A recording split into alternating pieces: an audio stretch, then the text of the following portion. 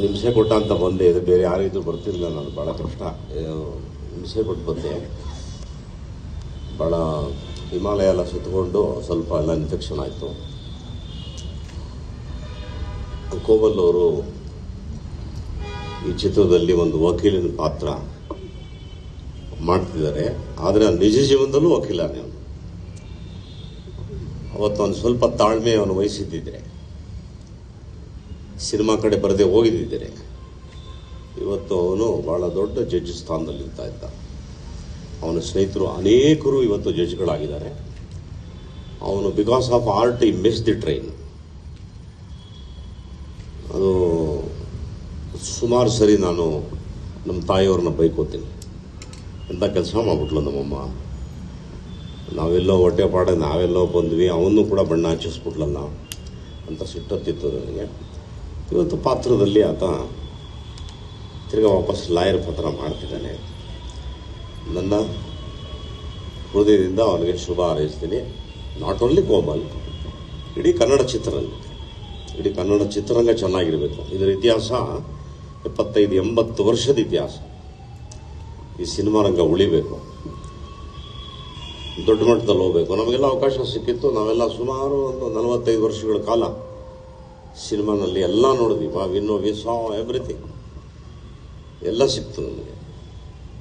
ಮುಂದಿನ ಪೀಳಿಗೆಗೆ ಅದು ಆ ಥರ ಸಿಗಬೇಕು, ನಮ್ಮ ಆಸೆ ಅದು. ತಾತ್ಸಾರ ಮನೋಭಾವ ಇಟ್ಕೊಂಡು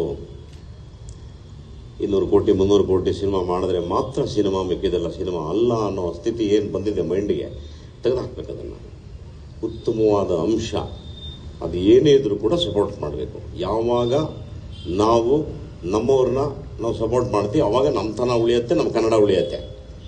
ನಾವು ಅದು ಬಿಟ್ಟು ಇಲ್ಲ ಅವರು ಆ ಪಿಕ್ಚರು ಈ ಪಿಕ್ಚರು 200 ಕೋಟಿ 1000 ಕೋಟಿ ಅಂತ ಯೋಚನೆ ಮಾಡಿದಾಗ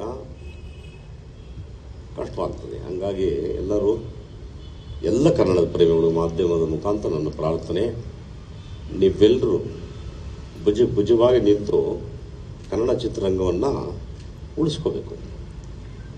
ಬರೀ ಚಿತ್ರರಂಗ ಅಲ್ಲ, ಎಲ್ಲ ಮಾಧ್ಯಮವನ್ನು ಉಳಿಸ್ಕೋಬೇಕು. ಇವತ್ತು ಪತ್ರಿಕೆನ ಉಳಿಸ್ಕೋಬೇಕು, ಸಾಹಿತ್ಯನ ಉಳಿಸ್ಕೋಬೇಕು, ಕನ್ನಡತನ ಉಳಿಸ್ಕೋಬೇಕು. ಹೆಮ್ಮೆಯಿಂದ ಕಾಲೆತ್ತಿ ನಾವು ಕನ್ನಡ ಅಂತ ಕೇಳಬೇಕು, ನಾಚಿಕೆ ಪಡಬಾರ್ದು. ಇಷ್ಟೆಲ್ಲ ಇದ್ದಾವೆ. ಇದೆಲ್ಲ ಅಳಿದು ಸ್ವಲ್ಪ ಜನ ಇದ್ದಾರೆ. ಆಮೇಲೆ ಎಲ್ಲರೂ ವಲಸೆ ಹೋಗ್ಬಿಟ್ರೆ ಕಷ್ಟ ಆಗ್ಬಿಡುತ್ತೆ, ಕನ್ನಡ ಉಳಿಸೋರು ಇರೋಲ್ಲ. ಅದರಿಂದ ನೀವೆಲ್ಲ ಚಪ್ಪಾಳೆ ಹೊಡೆದು ಎಲ್ಲ ಕನ್ನಡ ಪಿಕ್ಚರ್ಗೂ ಸಪೋರ್ಟ್ ಮಾಡಿ. ಒಳ್ಳೆ ಮತ್ತು ನನ್ನ ಕಿವಿ ಮಾತು ಇಂಡಸ್ಟ್ರಿಗೆ ಏನು ಅಂದರೆ, ಸ್ವಲ್ಪ ಕಾಲ ಬದಲಾಗಿದೆ. ಹಾಗಾಗಿ ಕತೆ ಮೇಲೆ ತುಂಬ ಗಮನ ಹರಿಸಿ ಒಳ್ಳೆ ಕಂಟೆಂಟನ್ನು ಕ್ರಿಯೇಟ್ ಮಾಡುವಂಥ ಒಂದು ಸ್ವಭಾವನ ನಾವು ಡೆವಲಪ್ ಮಾಡ್ಕೋಬೇಕು. ಇದ್ದಾರೆ, ಬುದ್ಧಿವಂತರಿದ್ದಾರೆ. ಕೂತು ಚರ್ಚೆ ಮಾಡಿ 6 ತಿಂಗಳು ಕತೆ ಮಾಡಬೇಕು, 1 ತಿಂಗಳು ಶೂಟಿಂಗ್ ಮಾಡಬೇಕು. ಇದು ನಮ್ಮ ಸಿಸ್ಟಮ್. 6 ತಿಂಗಳು ಮಾಡಬೇಕು ಕತೆನ, 1 ತಿಂಗಳು ಶೂಟಿಂಗ್ ಮುಗಿಸ್ಬೇಕು. ಅದು ಸಕ್ಸಸ್ಸು. ಆ ಥರ ನಿಮ್ಗೆ ಒಳ್ಳೇದಾಗಲಿ. ನಿಮ್ಮ ಪರಿಚಯ ಆಗಲಿಲ್ಲ ನನಗೆ. ಚಿತ್ರದುರ್ಗ ಸಿದ್ದು ಅವ್ರಿಗೆ ಒಳ್ಳೇದಾಗಲಿ. ಪಾಪ ಅವರು ಒಳ್ಳೆ ಪ್ರಯತ್ನ ಮಾಡ್ತಾರೆ, ಯಂಗ್ಸ್ಟರು.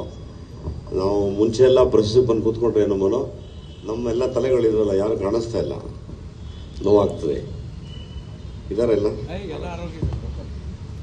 ತಾವು ಹೇಗಿದ್ದೀರಿ?